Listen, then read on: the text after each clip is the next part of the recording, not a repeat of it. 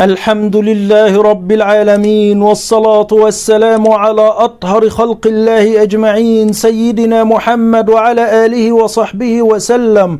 طبتم وطاب لقاؤكم وتبوأتم من جنة الله منزلا بإذن الله تبارك وتعالى. هذا اللقاء عن تفسير حلم رؤية قطط تتزاوج في المنام.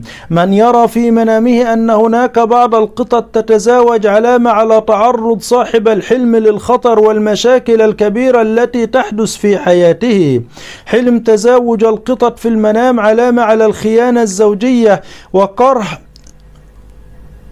وكره الزوجة الشديد لزوجها. تدل رؤية تزاوج القطط في المنام علامة على وجود خلافات كبيرة بين الزوجين يمكن أن تؤدي إلى الطلاق.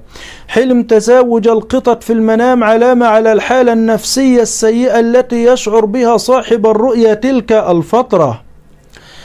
تفسير حلم رؤية قط يأكل ثعبان في المنام. من يرى في المنام أن هناك قط يأكل ثعبان في المنام علامة على الخطر الشديد الذي يتعرض إليه صاحب الرؤيا تلك الفترة. حلم أكل القط الثعبان في المنام علامة على وجود بعض المشاكل التي يمكن أن يراها صاحب الحلم الأيام القادمة.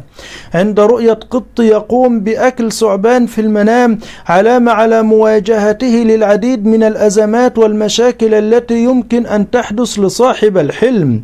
حلم أكل الثعبان من قبل قط في المنام علامة على الأزمة المالية الكبيرة التي تحدث لصاحب الرؤيا. تفسير حلم الخوف من القط في المنام. من يرى في المنام أنه خائف من قط قام بخربشته في المنام علامة على وجود شخص يتربص به أو يحاول إيذائه. حلم الخوف من القط الأسود في المنام علامة على الخيانة والغدر التي يمكن أن يتعرض إليها صاحب الرؤيا. تدل رؤية الخوف من القطة الصغيرة في المنام إشارة إلى الأخبار السعيدة القادمة لصاحب الحلم. حلم القط الرمادي والخوف منه في المنام علامة على الخيانة التي يتعرض إليها صاحب الرؤيا وضياع الكثير من الأموال. تفسير حلم طرد القطط من المنزل في المنام.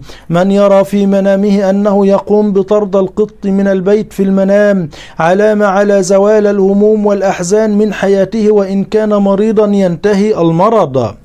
حلم طرد القطط من البيت في المنام علامة على تخلص ذلك الشخص من وجود شخص مخادع كان يوجد في حياته الفترة الماضية.